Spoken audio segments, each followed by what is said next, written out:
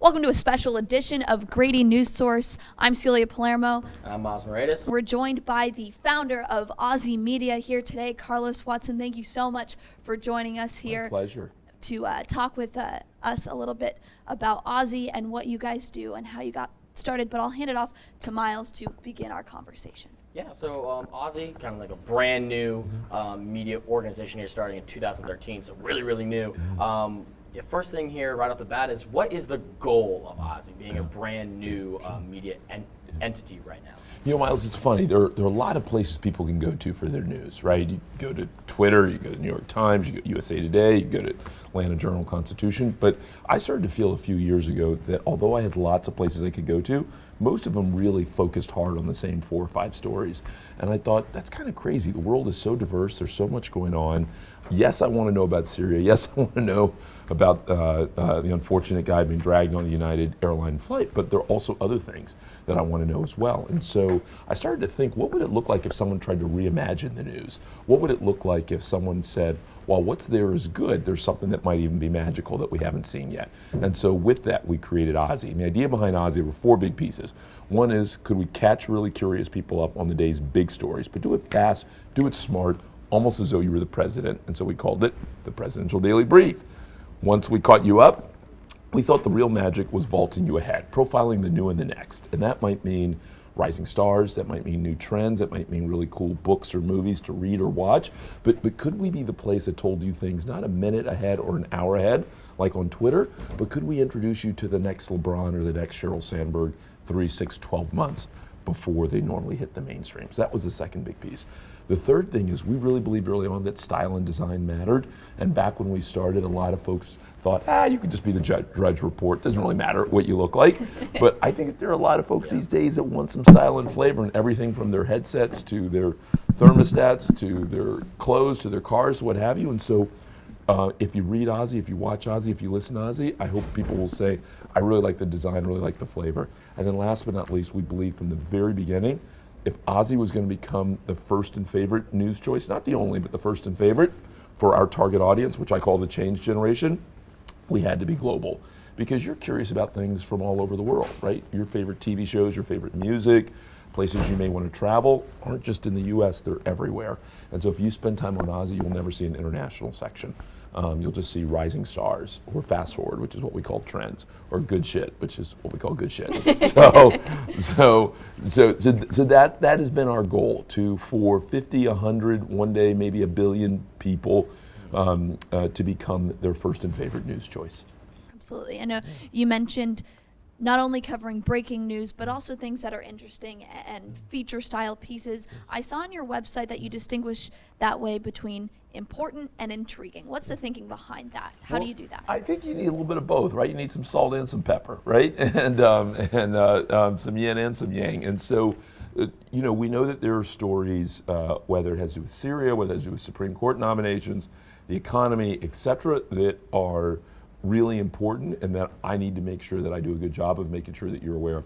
But I also know that you're a kind of multifaceted human being, and that if I don't bring you any features, if I don't tell you about an interesting new comedian, if I don't tell you about a crazy new trend in medicine, if I don't introduce you to some crazy new food truck that you never heard about, that you'll feel kind of only half fulfilled. And so from the very important, we felt like we got to give you both. We got to give you what's important, and we've got to give you what's intriguing. Absolutely. Miles? So obviously the layout of the website is very different than others that we've seen. The visuals are very different. You said that kind of goes into, we have it's a very dynamic audience. You mentioned a change generation.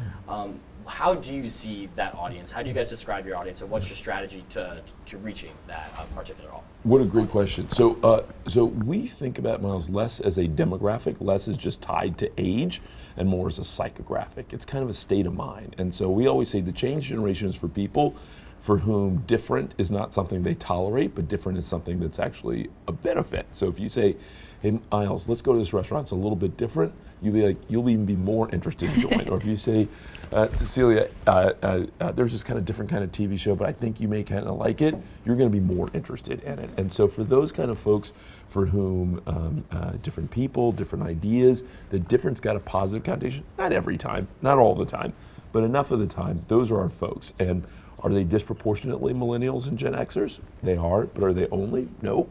Bill Gates is an OZY reader, and he's not exactly a millennial, so we'll take him.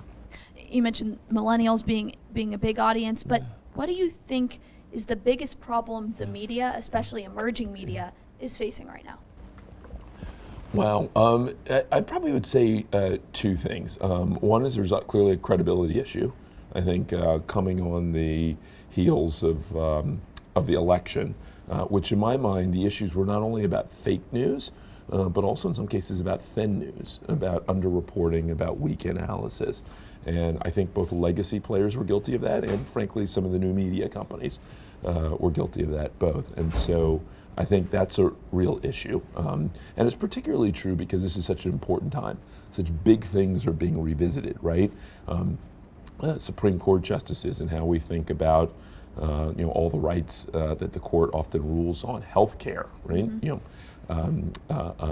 Nuclear war and how we think about nuclear weapons, jobs in the economy, how do we think about treating drugs and addiction. Like, we're grappling as a country and as a world with some maybe even a fuller plate than we have in the past. And so I think you need a very credible media.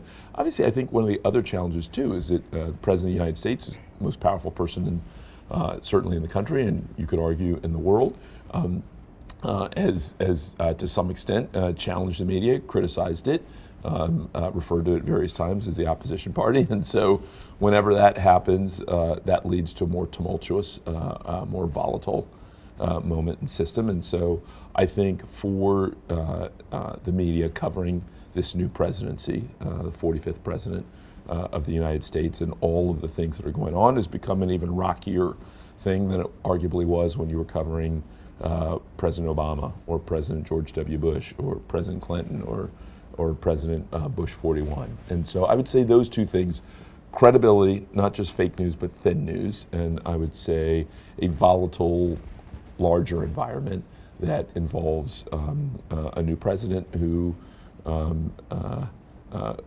clearly has been challenging, at a minimum hostile, some would say, towards the fourth estate. And what role do you think OZY plays in that particular, not necessarily a battle, but that work to get back to having this reporting that's credible and also and strong analysis, not just weak analysis. What role does OZY play in that issue? Sure. I'll tell you what I hope is true, Miles, and we'll see whether or not it turns out to be true. I think every 20, 30 years there comes a moment where an important new player in the media space often has a chance to break through and help redefine how we think about media.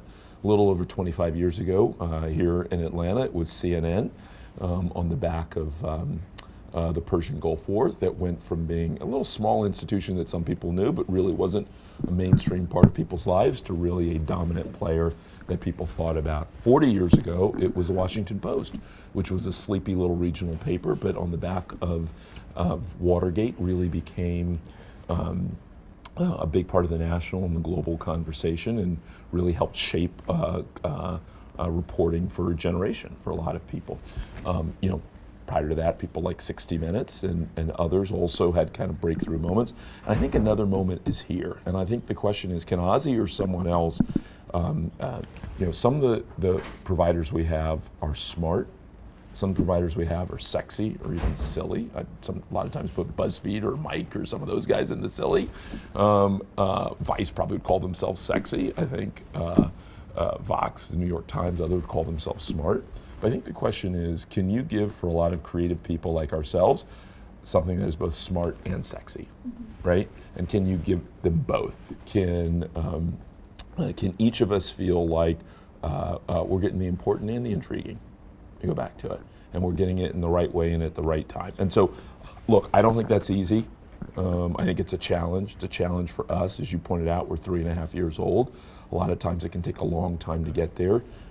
Places like the New York Times and The Economist and others are 100, 150 years old.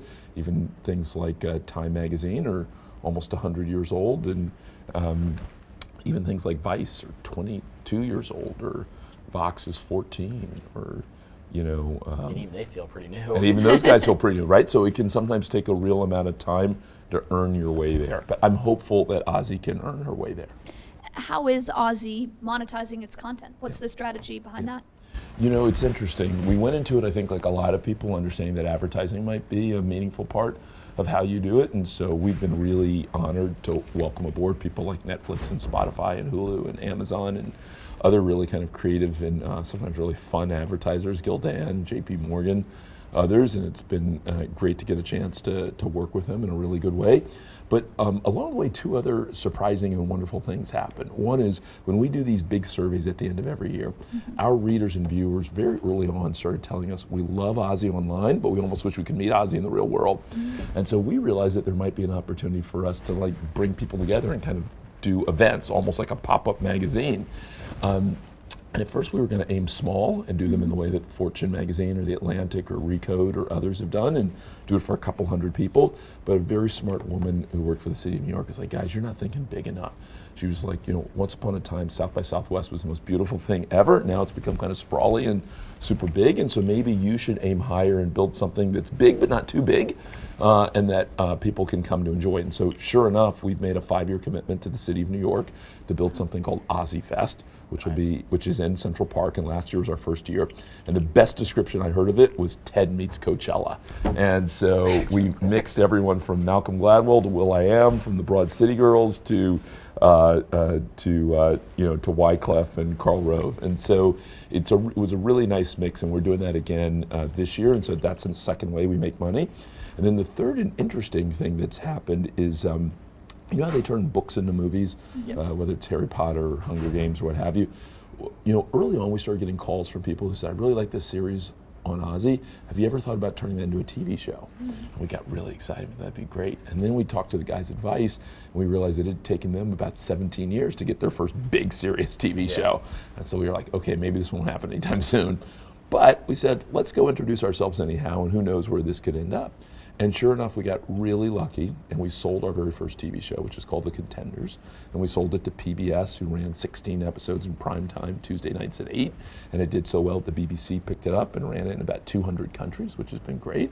And we now, it looks like we're on the verge of selling a couple more TV shows. So that could end up being a really nice three-legged opportunity for OZY if we are not only thankfully getting a chance to work with high quality advertisers, but we're also doing good work with regard to events and festivals, and we're also able to think about driving revenue via television shows and turning some of our best online digital series into TV programs or even films.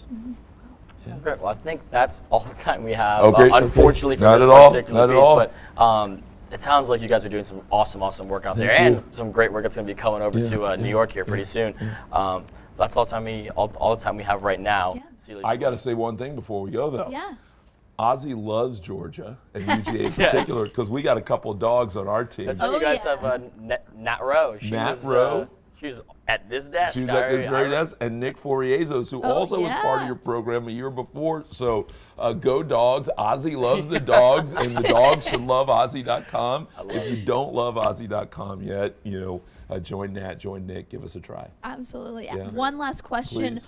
Why the name OZY? What is that? Oh, I love it. Well, because the name dogs was taken up. No, I'm just kidding. There was a wonderful poem 200 years ago, British poem called Ozymandias, and there are a lot of ways to interpret that poem, but the way we think about it is this world is so interesting and so colorful, you gotta think big, like you never know what could happen, but you've also gotta be humble, lest you end up, as the poem says, two vast and legless trunks in the desert. So our motto at OZY is think big, but be humble.